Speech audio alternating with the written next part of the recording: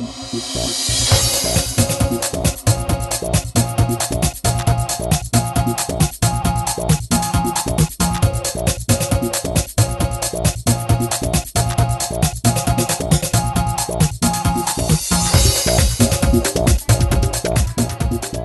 je raz vidieť, ako 100-krát počuť, tvrdia nielen športoví fajnšmekri.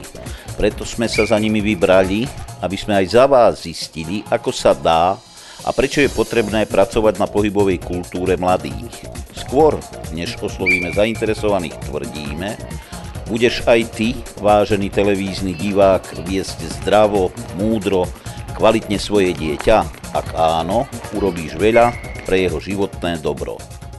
Dieťatko, ktoré navštevuje materskú školu, vnímam ako pripravené pre to, aby vstúpilo do toho kolektívu detí. Je to dieťatko, ktoré má okolo seba strašne veľa vplyvov, strašne veľa informácií. Niektorým rozumie, niektorým nerozumie, ale úplne najprirodzenejšou vecou u detí je pohyb, ktorému rozumejú úplne všetky deti. Má to aj svoju pointu v tom, že musíme sa o našu mladú, talentovanú mládež starať. Stretla som sa osobne s tým, že som chcela sa venovať deťom basketbalu a stretla som sa s tým, že tie deti nie sú vôbec pripravené pohybovo. Čiže je veľmi ťažké učiť deti v 10 rokoch nejakej zručnosti, keď chýbajú také naozaj základné atleticko-gymnastické schopnosti. Takže pri tých debatách, ktoré sme so Smolekom rozdebatovávali, že vlastne tú príčinu a čo by sa s tým dalo robiť, tak vyplynulo to práve z tohto, že treba vypestovať u týchto najmenších detí tieto schopnosti. V prvom rade si musíme uvedomiť, že už tie doby, ktoré bol niekedy, že ten učiteľ telesnej výchovy od rána do večera pracoval so zanietením, dneska tie doby sú určite preč. A dneska je treba aj motivovať tých učiteľov, lebo dneska je doba aj taká, že nedá sa, aby mal aj svoju vlastnú rodinu, ten učiteľ, respektíve aj tréner. A dobrých ľudí treba aj zaplatiť. Projekt Aj ty to dokážeš je určený pre každé talentované, netalentované, športovo i nešportovo založené dieťa.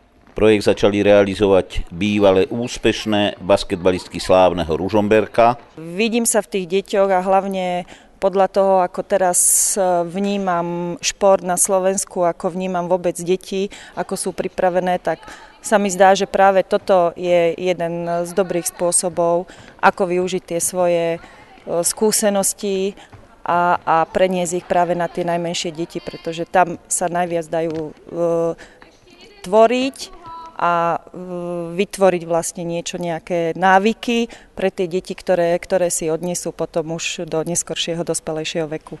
V Ružomberku sme sa znova raz presvedčili, že ten, kto sa raz stretol s dobre organizovanou spoločenskou klímou v športovom kolektíve, cíti sa v ňom dobre. Kvalitu športovú i ľudskú prenáša aj do bežného života.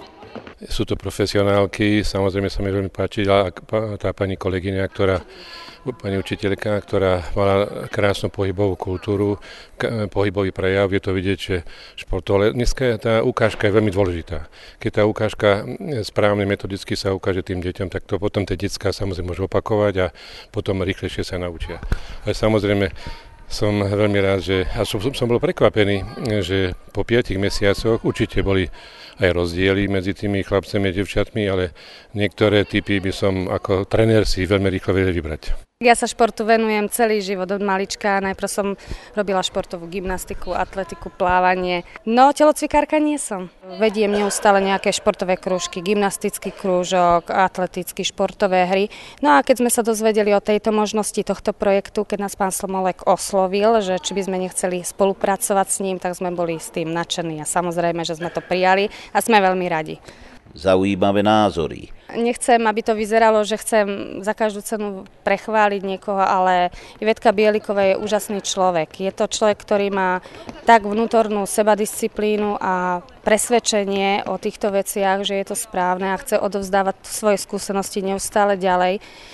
Veľmi dobre sa nám s ňou spolupracuje, je veľmi milá k deťom, deti si ju veľmi rýchlo obľúbili a osobne ja som sa od nej už stihla veľmi veľa toho naučiť. Čo napríklad?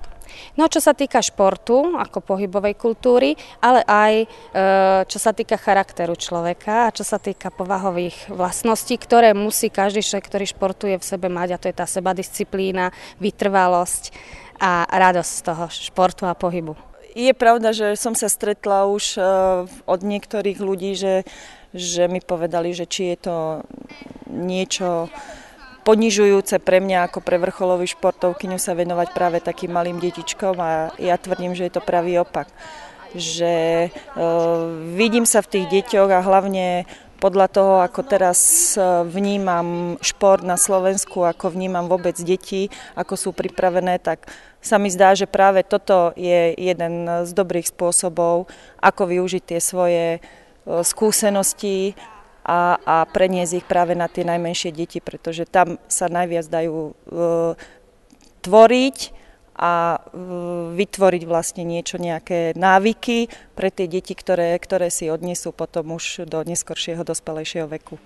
Zaujímavé názory ešte nedávno slávnej basketbalistky. Hlavne preto, lebo aj ona samotná zásluhou otca tohto projektu Aj ty to dokážeš, inžiniera Jozefa Smoleka, sa prostredníctvom organizovaného cvičenia dostala k svetovému basketbalu a od svetového basketbalu znova k deťom. Vypočujme si teraz názor na tento projekt od známeho futbalového odborníka v práci s mládežou, v práci s futbalovými ratolesťami. Mňa prekvapili, že jednak tie deťorence je vidieť, že 5 mesiacov je už pekná doba. Prepojenie tej pohybovej, tej abecedy bežeckej, tie špičky, ten členok určite že boli trošku aj rozdiel, lebo vekové rozpätie bolo trošku väčšie, ale si myslím, že niektoré boli nádherné, vynikajúce a keď budú ďalej pokračovať, takže si myslím, že sa uplatnia aj v nejakom športe. Jednoznačne si myslím, že táto taká základná príprava je strašne dôležitá a jej aplikovanie do tréningového procesu je strašne dôležité pre trénerov. A pretože nie každý tréner vie túto základnú pohybovú prípravu začať, a tu potrebuje trošku aj špecialistov. A tí špecialisti potom pomáhajú tým odborným trénerom pri tej tréningovej výuke. Nuž čo k tomu dodať? Hádam iba parafrazovať názov projektu. Aj vaše dieťa to dokáže. Len treba začať.